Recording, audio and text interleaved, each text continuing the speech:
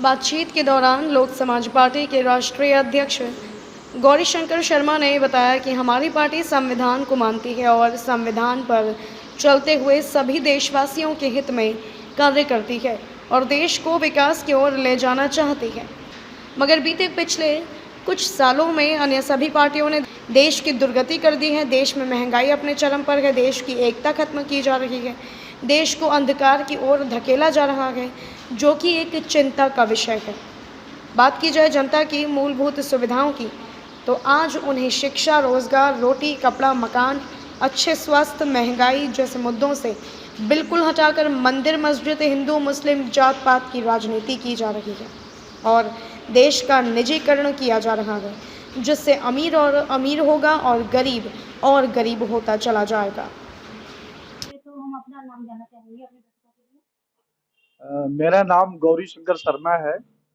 मैं पेशे से वकील हूं और लोक समाज पार्टी का राष्ट्रीय अध्यक्ष हूं। अपनी पार्टी के बारे में बताएं।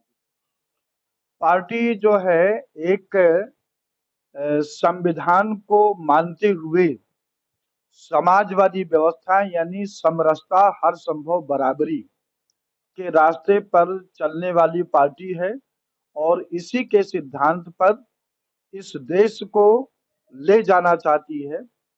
जी। मैं बात करूंगा, जैसे आप देश का निजीकरण हो रहा है, सरकारें बेची जा रही है, ऐसा क्या कहना चाहेंगे? देखिए, निजीकरण जो है इसकी शुरुआत सही मायने में जो नींव डाला गया कांग्रेस की सरकार थी नरसिंह राव। उसका कारण ये था कि 1990 में उस समय के प्रधानमंत्री श्री बीपी सिंह जी ने 27% आरक्षण पिछड़ों को सरकारी नौकरियों में दिया था। उसके खिलाफ जो आज भारतीय जनता पार्टी सत्ता में है उनके लोग और कांग्रेस के लोग तथा देश की नौकरशाही नहीं चाहती थी कि पिछड़े को ले लोग इस सरकारी नौकरी पर आवे, उनकी भी भागीदारी हो।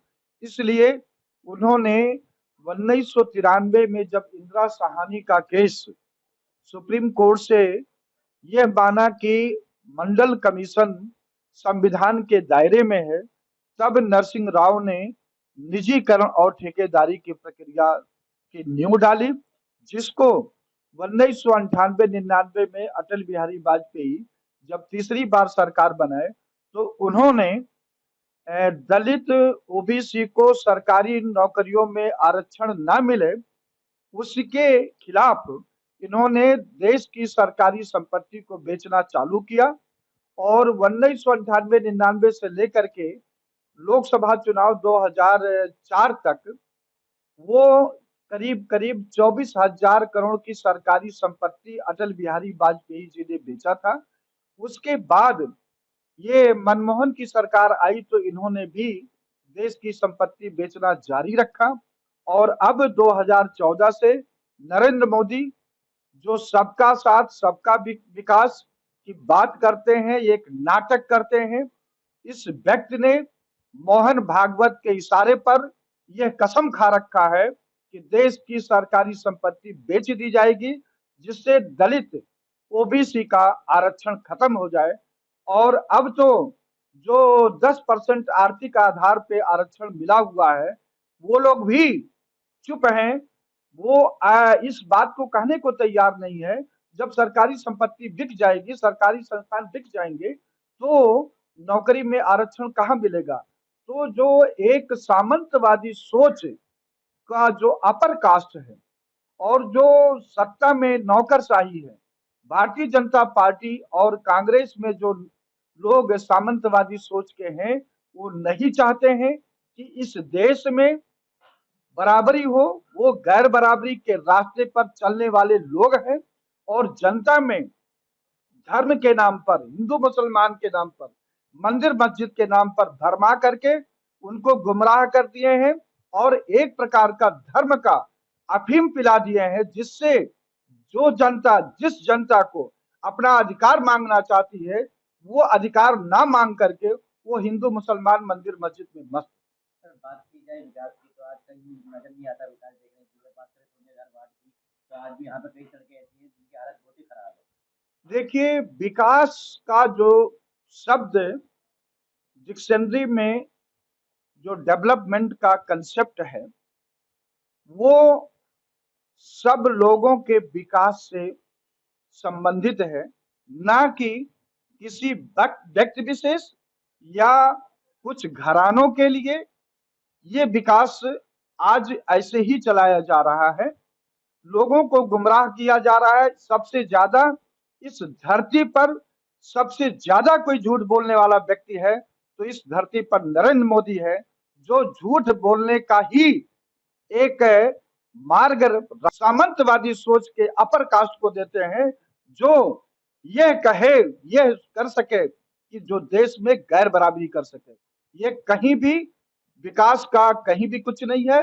इस देश में विकास हो रहा है सिर्फ 3-4 जातियों का, जो पहले से साधन संपन्न है, कारपोरेट घरानों का हो रहा है, और जो दलित ओबीसी कुछ अंधभक्त हैं, जो सिर्फ को अपने परिवार से मतलब है, सिर्फ अपने दलाली से मतलब है, उनका विकास हो रहा है। बाकी इस देश के करीब करीब 90-95% जनता का कोई विकास नहीं हो रहा। वो 2 वक्त की रोटी के लिए जूझ रहा है।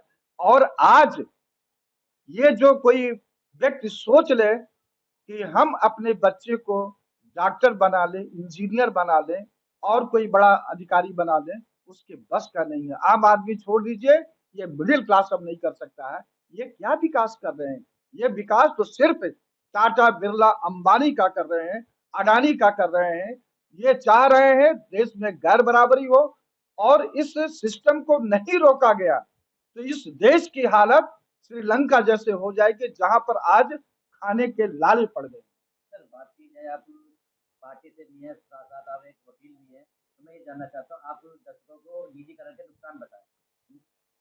निजीकरण में देखिए ऐसा है ना, पहली बात, अगर कोई भी सरकारी संपत्ति जैसे रेल है, अगर ये निजीकरण नहीं रहेगा, इसमें जो वांट निकलेगा तो उस वांट में 1-2 नौकरी नहीं, सैकड़ों नौकरी, हजारों में निकलेगा।